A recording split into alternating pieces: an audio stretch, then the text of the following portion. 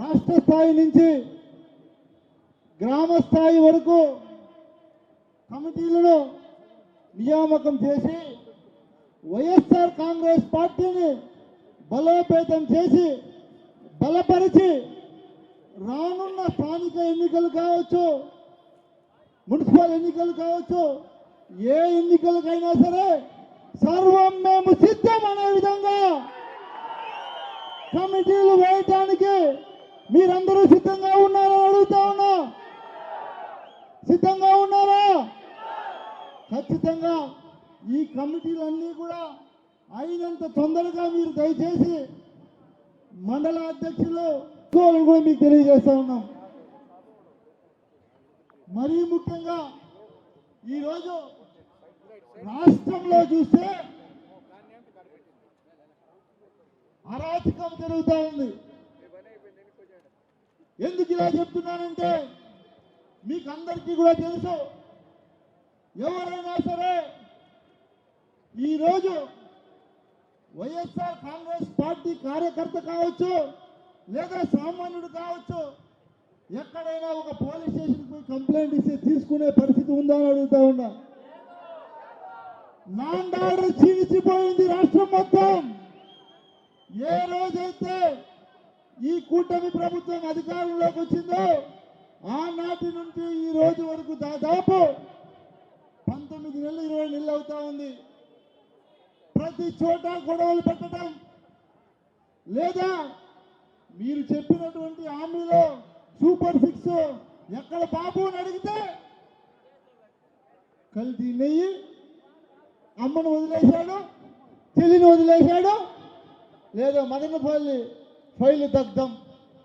ఒక్క deviation politics తప్ప ఈ రాష్ట్రంలో అధికారం వచ్చినప్పటి నుంచి మీరు గమనిస్తే ఎక్కడైనా ఏదైనా ఒక మంచి పనైనా చేశారని అడుగుతా ఉన్నా. చేయకపోగా మొన్నటికి మొన్న నేను ఒక వీడియో చూసా. మన శాసనసభ్యుడు అమర్నాథ్ రెడ్డి గారు వ్యంగ్యంగా ఏదో మాట్లాడుతూ నా గురించి కూడా, నేను ఎమ్మెల్యే పని చేసుకుంటా ఉన్నా, నేను ఇసుకమ్మలా జల్లమ్మలా అన్నాడు. కూటమి ప్రభుత్వం అధికారం వచ్చిన రోజే జిల్లమ్మేశారు, ఇసుకమ్మేశారు మీరు. అది పోక ఈరోజు నువ్వు కొలమాసనపల్లి క్వారీలో అమ్ముతా ఉండేది బంగారా జిల్లా, బంగారం ఏమైనా అమ్ముతా ఉండవా నువ్వు? వ్యంగ్యంగా నువ్వు మాట్లాడటం నీ స్థాయిని దిగజారుస్తుంది. గుర్తుపెట్టుకోండి అమర్నాథ్ రెడ్డి గారు అని తెలియజేస్తున్నా. ఎందుకంటే నేనేమి నువ్వు మా తాత, మా నాయన, నేను అని చెప్పుకునేటువంటి వాడి కాదు. బాటం టు టాప్ సోలోగా వచ్చా, గుర్తుపెట్టుకో. హిస్టరీలో నువ్వు గుర్తుపెట్టుకోవాల్సింది నన్ను. ఎందుకంటే నువ్వు దాదాపు 7 ఎలక్షన్లలో పోటీ చేశావు. 7 ఎలక్షన్లో పోటీ చేస్తే 2 ఎలక్షన్లో ఓడిపోయావు. దాంట్లో నా చేత్తో ఒకసారి, అది కూడా హిస్టరీ రిపీట్ అవుతుంది, మళ్ళీ కూడా గుర్తుపెట్టుకో. ముఖ్యంగా ఎందుకు ఈ మాట చెప్తున్నానంటే 2019 ఎన్నికల్లో నేను ఒక చిన్న వయసున్నటువంటి యువకుడుగా పలమనేరు నియోజకవర్గంలో వస్తే నువ్వు మంత్రి స్థాయిలో ఉన్నావు. ఆ రోజు నువ్వు మంత్రి స్థాయిలో ఉంటే కనీవిని ఎరగని రీతిలో నీ జీవితంలో ఇంక నీకు అంత మెజార్టీ రాదు. 32,000 పైసలకు మెజార్టీతో నీ మీద గెలిచా, గుర్తుపెట్టుకో. నువ్వు నన్ను వ్యంగ్యంగా మాట్లాడినంత మాత్రం ఈరోజు అమర్నాథ్ రెడ్డి గారు 3 పార్టీలు జత కలిపి జనసేన, బీజేపీ, తెలుగుదేశం పార్టీ, పాపం 3 పార్టీ వాళ్ళు జెండాలు మోస్తే నీ భుజం మీద 3 కండువాలు వేసుకొని తిరిగితే నీకొచ్చింది 20,000 మెజార్టీ, గుర్తుపెట్టుకో. నాకు ఆ రోజు జగన్మోహన్ రెడ్డి జెండా, వైఎస్ఆర్ కాంగ్రెస్ పార్టీ జెండా సోలోగా వస్తే 32,000 మెజార్టీ. ఆ రోజు 151 సీటు మాది, ఈ రోజు 164 సీట్లు మీవి. అంత గాలిలో కూడా నీకు వచ్చినటువంటి మెజారిటీ ఎంత?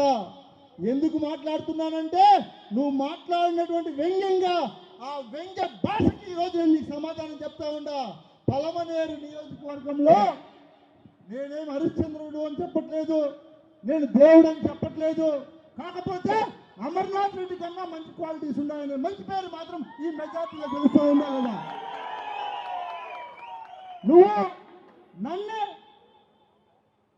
అలా మాట్లాడటం ఎంతవరకు కాదు అడుగుతా ఉన్నా. నువ్వు చెప్తున్నావు ఈ రోజు మేము నిరూపిస్తాం, మీ సతీమణి గారు పేరు మీద కొలమాసనపల్లి క్వారీలో జల్లి నిత్యం అమ్ముతున్నావా లేదా అని అడుగుతూ ఉన్నా. అది పోగా మీరందరూ కూడా గమనించాలి, ఈ కూటమి ప్రభుత్వం అధికారంలోకి వచ్చిన తర్వాత ఏ రియల్ ఎస్టేట్ చేసేవాడైనా పలమనేరులో ఉన్నాడా? ఎక్కడైనా కనిపిస్తున్నారా మీకు రియల్ ఎస్టేట్ చేసేవాళ్ళు? ఎవరు రియల్ ఎస్టేట్ చేసే వాళ్ళందరి దాంట్లో కూడా వాళ్ళ అన్న కొడుకు అంటాడు, ఒకరు భాగం అడుగుతాడు, వాళ్ళ పిఏ అంటాడు, ఇంకొకరు భాగం అడుగుతాడు. ఆఖరికి మీరందరూ గమనిస్తే బాలికల పాఠశాల ముందు వాళ్ళ పిఏ చేతిలో అక్రమంగా కబ్జా చేసి బిల్డింగ్ కట్టిస్తా ఉన్నాడు. దాని రేపు పొద్దున్న అక్కడ ఏమైనా వైన్ షాప్ పెడితే బాలికల పరిస్థితి ఏంటి ఒకసారి మీరు ఆలోచించండి. నేను తెలియజేస్తా ఉన్నా. దాన్ని నేను ఒక మాజీ శాసనసభ్యుడిగా కలెక్టర్కి ఫిర్యాదు చేశా, కమిషనర్కి ఫిర్యాదు చేశా, తహసీల్దార్కి ఫిర్యాదు చేశా. ఎవరు స్పందించకపోతే ఆఖరికి రోడ్లోకి నేనే పోయి నిల్చుకుంటే 3 కేసులు కట్టారు. వాళ్ళ పిఏ కంప్లైంట్ మీద ఒక కేసు, స్థానిక ఎస్ఐ వచ్చి నా మీద నేను దురుసుగా మాట్లాడినానని చెప్పి 2 కేసులు, మొత్తం 3 కేసులు కట్టారు.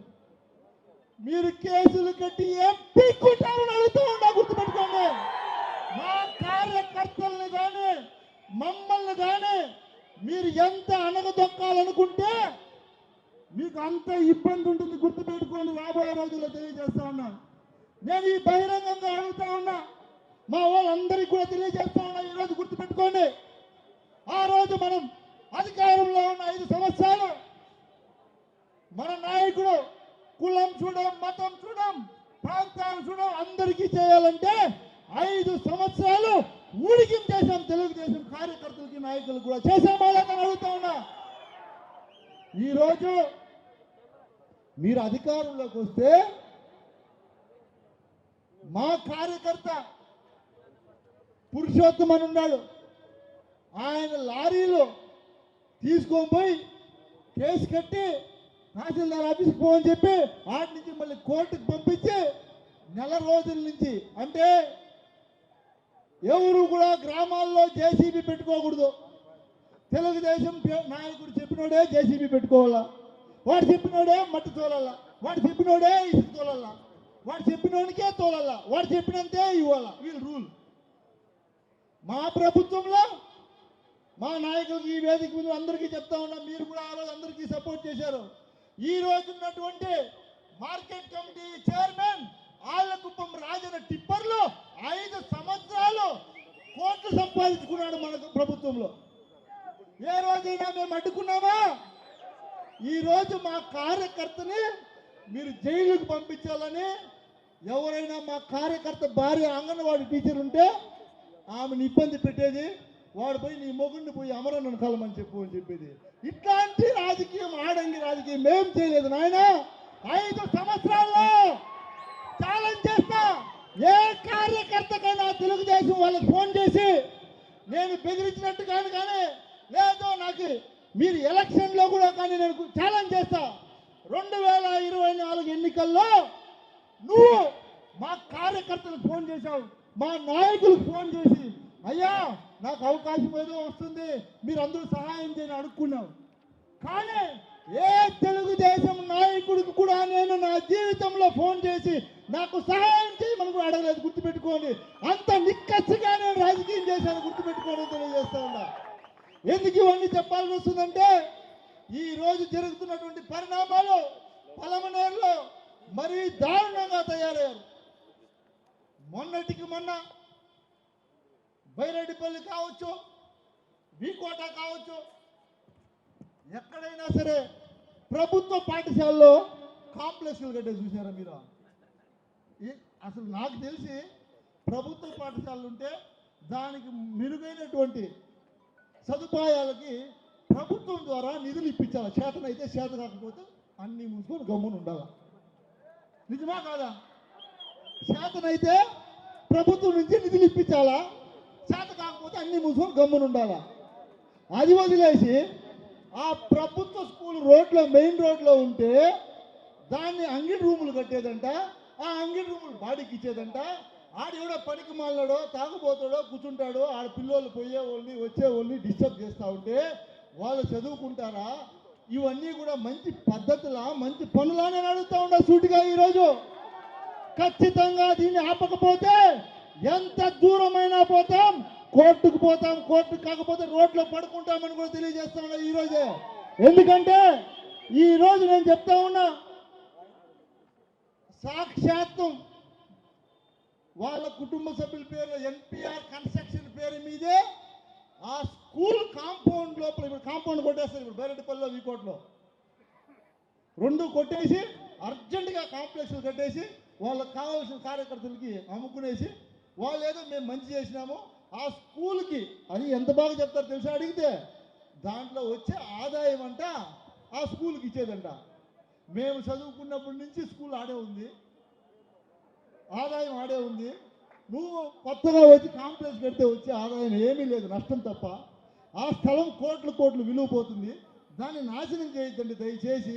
లేదంటే ఖచ్చితంగా మేము దాని మీద ఎంత దూరమైనా పోతామని కూడా మీకు తెలియజేస్తా ఉన్నా. అదే కాకుండా ఇంకా పెద్ద ఘనత లాటరీ టికెట్లు అమ్ముతున్నారు పలమనేరులో, మీకు తెలుసో లేదో. లాటరీ టికెట్ల వల్ల ఎన్నో కుటుంబాలు రోడ్లు పడి నాశనం అయిపోయాయి. దానికి మీరే కదా యాజ్యం పోసి మీరు పోషిస్తూ ఉండేది. మీరు స్థానిక పోలీసులతో సంప్రదించి నాయన ఈ లాటరీ టికెట్లు అన్నీ కూడా బంద్ చేపిస్తే, ఎందుకంటే తెలిసో తెలియనోడు ఏదో ఒక ఆశ, ప్రతి ఒక్క మనిషికి ప్రతి ఒక్క జీవికి ఆశ అనేది ఉంటుంది. ఏదో లాటరీ టికెట్ 10 రూపాయలు లాటరీ తీసుకుంటే ఏదో 10 కోట్లు వస్తుందని, ఏదో ఏదన్నా చిన్న చిత్కా పొరపాట్లు చేస్తే మాలాంటి వాళ్ళు చేసిన అర్థం ఉంది. ఎందుకంటే కొత్త ఎమ్మెల్యే, అనుభవం లేదు, పిల్లోడు ఏదో తప్పు చేసినాడంటే కూడా అర్థం ఉంది, ఒప్పుకుంటా. నువ్వు మా తాత కాలం నుంచి నేను అని చెప్పుకునేవాడు నువ్వు ఇట్లా చేసేది అని అడుగుతా ఉన్నా. న్యాయమా కదా? మేము తప్పు చేసింటే కూడా మేము ఈరోజు చెప్తా ఉన్నాం కదా, ఏదన్నా తెలిసి తెలియ కూడా తప్పు జరిగింటే కూడా మేము దాన్ని మేమేం వీరులు సూర్యులు చెప్పము. మా వల్ల తప్పు జరిగింటే తప్పు అనే చెప్తాం. మీరు తాతోల కాలం నుంచి రాజకీయం మాట్లాడేవాళ్ళు మీరేం చేస్తూ ఉన్నారు అడుగుతూ ఉన్నారు. అదేవిధంగా గంజాయి కావచ్చు, పేకాట్ కావచ్చు, మన ప్రభుత్వం అధికారంలో ఉన్నప్పుడు పలమనేరు పరిస్థితి ఎట్లుంది, ఈరోజు పరిస్థితి ఏమైంది చూసుకోండి. అదేవిధంగా ఈరోజు బెల్ట్ షాపులు మీ ఊర్లలో నాకు తెలిసి మామూలుగా పల్లెల్లో ఉంటుంది, ఎగవీధి దిగివీధి కాలనీ, వైఎస్ఆర్ కాలనీ, లేదంటే భువనేశ్వరమ్మ కాలనీ అన్నీ ఉంటాయి.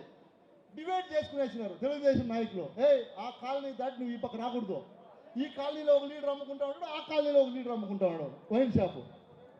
వాడికి ఆప్షన్ లేదు. ఇదంతా కాకుండా ఎవడన్నా తిక్కరేగి మా సంఘాలు వాడు పోరారే నీతో రేట్ ఎక్కువ నేను వైన్ షాపుకి పోతానంటే వీడు వైన్ షాపుకి ఫోన్ చేసి చెప్తాడు, మా ఊరోళ్ళు ఎవరు వస్తే ఈ గుర్తు నువ్వు, మా ఊరోళ్ళు వస్తే ముందే ఈ గుర్తు నువ్వు అని. ఏమి రాజ్యం నాయనా ఇది? ఇదేనా నీ పరిపాలన? ఇట్లా పరిపాలిస్తావా? చంద్రబాబు నాయుడు గారు ఆ రోజు జగన్మోహన్ రెడ్డి గారు రీసర్వే చేస్తే తప్పుడోడు,